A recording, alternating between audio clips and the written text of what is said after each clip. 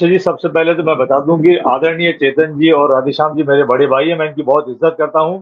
और इन दोनों को और मेरे जो मेरे प्रवक्ता साथी हैं उनको मैं कहना चाहता हूं, अशोक गहलोत साहब को समझने के लिए राजनीतिक रूप से बहुत ज्यादा परिपक्व होना पड़ेगा।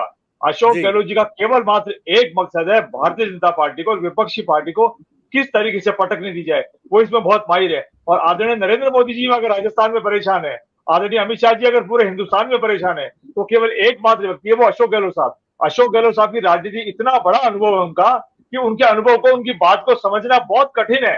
तो आदरणीय राधेश्याम जी भाई साहब को, चेतन जी भविष्य को मैं कहना चाहता हूं कि उनके बारे में दिमाग लगाना बंद कर दे।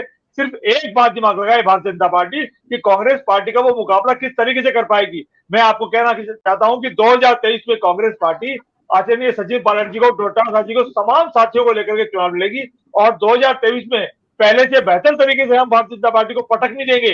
आम आदमी पार्टी जहां तक कह रही है कि पंजाब में और दिल्ली में चुनाव लड़ना मना कर दे, तो हम राजस्थान में चुनाव लड़ने गए।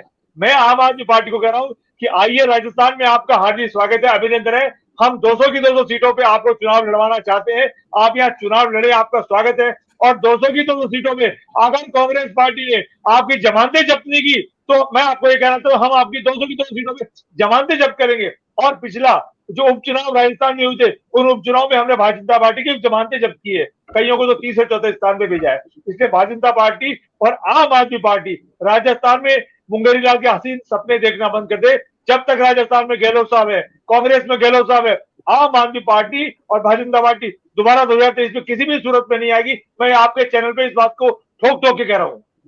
नहीं नहीं राजकुमार जी, ये देखिए, कहने सुनने में बातें अच्छी लगती हैं। अब हर मंच पर मुख्यमंत्री अशोक गहलोत महंगाई राहत कैंप के किसी कार्यक्रम में जा रहे हैं तो वहां पर भी उनको 2020 याद आ रहा है। ऐसा तो नहीं है कि किसी एक भी कार्यक्रम अगर बताइए जिसमें 2020 का जिक्र उन्होंने ना किया हो।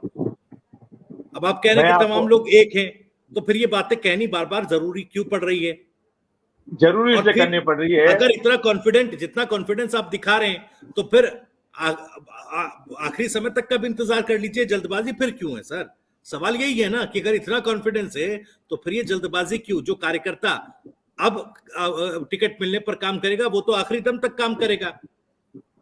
भविष्य जी पार्टी की पॉलिसी का पार्ट है, पार्टी के अपने नेताओं के मत का सवाल है। उन्होंने अपना जी। मत आलाकमान को सौंपा है। यूथ कांग्रेस के कार्यकर्ताओं में जोश भरने के लिए उन्होंने ऐसी बात कही है। और यूथ कांग्रेस के हमारे तमाम साथी भी चुनाव लड़ना चाहते हैं और लड़ना भी चाहिए। मैं आपको कह रहा हूं कि 2023 के चुनाव जीतने का जो हमारा सबसे बड़ा मास्टर स्ट्रोक है, हमारा वो मास्टर स्ट्रोक साबित हुआ महंगाई त्रासदी। आप भविष्य देखो, राजस्थान के किसी भी कैंप में चले जाओ, इतनी अपार जनता आ रही है। और जनता आने के साथ साथ, लाभ लेने के साथ साथ, अशोक गहलोत जी की कांग्रेस पार्टी की जय जयकार कर रही है। और इस जय जयकार से, अशोक गहलोत जी के इस मास्टर स्ट्रोक से भारतीय जनता पार्टी और अन्य राजनीतिक बहुत ज्यादा बौखला गए हैं। भारतीय जनता पार्टी तय नहीं कर पा रही है कि राजस्थान में चुनाव लड़ने के लिए अशोक गहलोत जी का, जादूगर जी की जादूगरी का क्या तो ढूंढा जाए। इसलिए भारतीय जनता पार्टी और अन्य राजनीतिक दल बहुत ज्यादा परेशानी में है, क्योंकि 2023 का चुनाव बिल्कुल सिर के ऊपर है।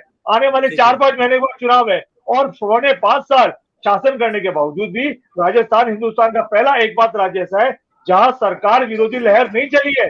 जब 5.25 साल तक सरकार विरोधी लहर नहीं चली, तो आप अंदाज लगा लीजिए कि आने वाले 4-5 महीने के बाद कांग्रेस पार्टी दोबारा रिपीट, कांग्रेस जनता के आशीर्वाद से फिर करने जा रही है। सरकार विरोधी